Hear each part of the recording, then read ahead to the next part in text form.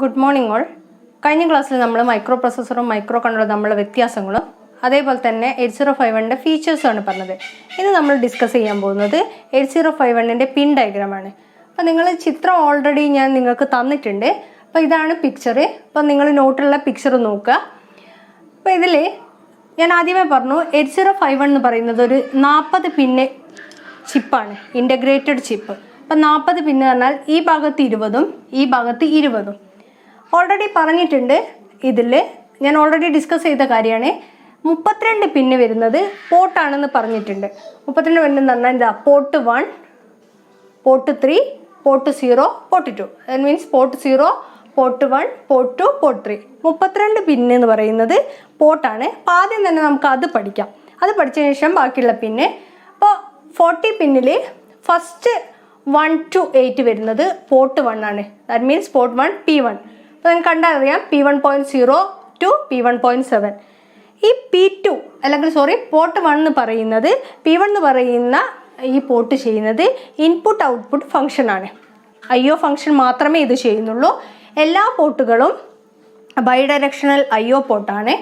അതുകൂടാതെ ഈ പോർട്ട് 1 ചെയ്യുന്നത് ഇൻപുട്ട് ഔട്ട്പുട്ട് ഫംഗ്ഷൻ മാത്രമാണ്. അത് കഴിഞ്ഞ് 10ാമത്തെ പിന്ന് തൊട്ടിട്ട് എന്താണ് P3.0 to P3.7 വരെ പോർട്ട് 3 ആണ്. പോർട്ട് 3യും ബൈഡയറക്ഷണൽ IO പോർട്ടാണ്. പക്ഷേ ഈ പോർട്ട് 3ക്ക് ഓരോന്നിനും സ്പെസിഫിക് ആയുള്ള ഫങ്ഷൻസ് ഉണ്ട്. അപ്പോൾ ഇവിടെ മെൻഷൻ ചെയ്തിട്ടുണ്ട്. P3.0 എന്ന് പറഞ്ഞു കഴിഞ്ഞാൽ RxT, P3.1 TXT, then INT0 bar, INT1, T0, T1, WR bar, RD bar. ഇത് ഓരോന്ന് എന്താ വെച്ചാൽ RxT എന്ന് പറഞ്ഞു കഴിഞ്ഞാൽ റിസീവ് സീരിയൽ ഡാറ്റ, TXT എന്ന് പറഞ്ഞു കഴിഞ്ഞാൽ ട്രാൻസ്മിറ്റ് സീരിയൽ ഡാറ്റ, INT0യും INT1ഉം ഇൻട്രപ്റ്റുകളാണ്. ദെൻ T0, T1 എന്ന് പറയുന്നത് ടൈമേഴ്സ് ആണ്. WR പറഞ്ഞു കഴിഞ്ഞാൽ റൈറ്റ് മോഡും, ദെൻ RD ബാർ എന്ന് പറഞ്ഞാൽ റീഡ് മോഡാണ്. അപ്പോൾ ഇത് കൂടുതലായിട്ട് വിശദമായിട്ട് നമ്മൾ കുറച്ച് സെക്ഷൻ കഴിഞ്ഞാൽ, ഇത് 3-4 സെക്ഷൻസ് കഴിഞ്ഞ് കഴിഞ്ഞാൽ പഠിക്കാനുണ്ട്. അപ്പോൾ അത്രയും മനസ്സിലാക്കാം. P3.0 മുതൽ P3.7 വരെ പോർട്ട് 3 ആണ്. That means P3. അപ്പോൾ അതിന് ഓരോന്നും സ്പെസിഫിക് ആയുള്ള ഫംഗ്ഷൻ ഉണ്ട്. ഇത് പഠിക്കാം. ഈ പോർട്ട് 1ൻ്റെയും പോർട്ട് 3ൻ്റെ ഇടയ്ക്കുള്ള ഒരു പിന്നുണ്ട്, റീസെറ്റ് പിന്ന്. ഈ റീസെറ്റ് ചെയ്യാന്ന് പറഞ്ഞു കഴിഞ്ഞാൽ നിങ്ങൾ ലാബ് ചെയ്യുന്ന സമയത്ത് ആണെങ്കിൽ നിങ്ങൾ മനസ്സിലാവും, ഒരു റീസെറ്റ് പിൻ ബട്ടൺ ഉണ്ട്. അത് ക്ലിക്ക് ചെയ്ത് കഴിഞ്ഞാൽ പ്രീവിയസ് പൊസിഷൻ എന്തായിരുന്നു ഉള്ളത് അതിലേക്ക് 8051 മൈക്രോ കൺട്രോളർ പോകും. ഇത് റീസെറ്റ്, ഇത് 0th ഇനീഷ്യൽ പൊസിഷനിലേക്ക് മാറുന്നതാണ് റീസെറ്റ് പിന്ന്. അപ്പോൾ പോർട്ട് 1ഉം റീസെറ്റും പോർട്ട് 3യും കഴിഞ്ഞ് കഴിഞ്ഞാൽ 2 പിന്നുണ്ട്, 18, 19 പിന്ന്. അവിടെ XTAL2, XTAL1 ആണ്.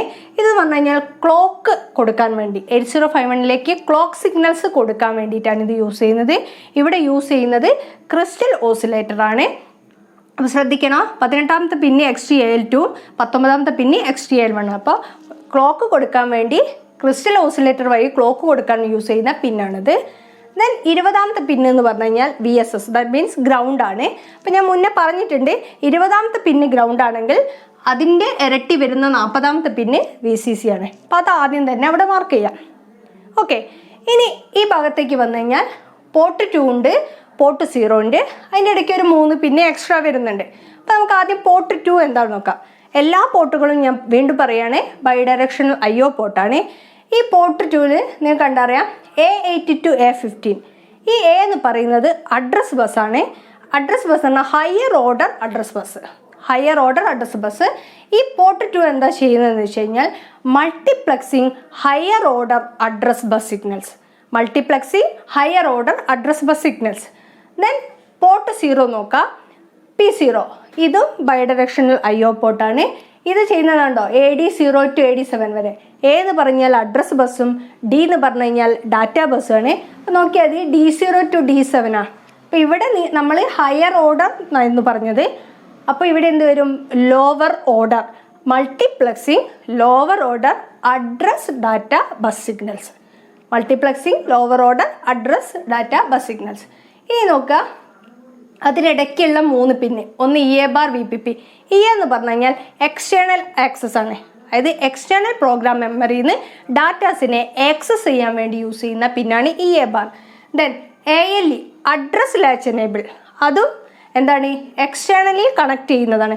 എക്സ്റ്റേണൽ ആയിട്ടുള്ള ഒരു എന്താണ് ഡിവൈസിൽ നിന്ന് നമ്മൾ ഡീമൾട്ടിപ്ലക്സിങ്, ഇവിടെ നമ്മൾ മൾട്ടിപ്ലക്സിങ് എന്ന് പഠിച്ചത് ഡീമൾട്ടിപ്ലക്സിങ് അഡ്രസ് ഡാറ്റ ബസ് സിഗ്നൽസ്. അതായത് മൾട്ടിപ്ലക്സ് ചെയ്ത അഡ്രസ് ഡാറ്റ ബസ് സിഗ്നൽസിനെ ഡീമൾട്ടിപ്ലക്സ് ചെയ്യാൻ വേണ്ടിയിട്ടാണ് ALE ബാർ PROG യൂസ് ചെയ്യുന്നത്. ദെൻ പ്രോഗ്രാം സ്റ്റോർ എനേബിൾ എന്ന് പറഞ്ഞു കഴിഞ്ഞാൽ എക്സ്റ്റേണൽ റാമിൽ നിന്ന് സ്റ്റോർ ചെയ്യുന്ന പ്രോഗ്രാംസിനെ എടുക്കാൻ വേണ്ടി പ്രോഗ്രാം സ്റ്റോർ എനേബിൾ എന്ന് പറയുന്ന ഒരു പിന്ന് യൂസ് ചെയ്യുന്നത്. അപ്പോൾ ഇത്രയാണ് പിന്ന്. അപ്പം നിങ്ങൾ ശ്രദ്ധിക്കേണ്ടത്, എപ്പോഴും ചോദ്യം വരിക ഡ്രോ പിൻ ഡയഗ്രാം ഓഫ് 8051 അല്ലെങ്കിൽ ഡ്രോ ആൻഡ് എക്സ്പ്ലെയിൻ. ഡ്രോ എന്ന് പറയുകയാണെങ്കിൽ ചിത്രം മാത്രം വരയ്ക്കുക, എക്സ്പ്ലനേഷൻ കൂടിയാണെങ്കിൽ ഈ ചിത്രം വരച്ചിട്ട് ഇതിൻ്റെ ഓരോ പിന്നും എന്താണെന്ന് പറയാം. ഓക്കെ, അപ്പോൾ 40 പിന്നാണ്. 40 പിന്നും കറക്റ്റായിട്ട് എന്ത് ചെയ്യുക, പഠിക്കുക. അതിൽ ശ്രദ്ധിക്കേണ്ടത് 32 പിന്ന് പോർട്ട് തന്നെയാണ്. അപ്പോൾ അത് ആദ്യം മാർക്ക് ചെയ്യുക. ദെൻ 20ാമത്തെ പിന്ന് VSS-ഉം 40ാമത്തെ അതിൻ്റെ ഇരട്ടി വരുന്ന 40ാമത്തെ പിന്ന് VCC ആണ്. ദെൻ ഈ 2 പോർട്ടിനിടയ്ക്ക് ഒരു റീസെറ്റ് പിന്നുണ്ട്. അതേപോലെ ഈ 2 പോർട്ടിനിടയ്ക്ക് 3 പിന്നുണ്ട്, EA ബാർ ALE PSEN.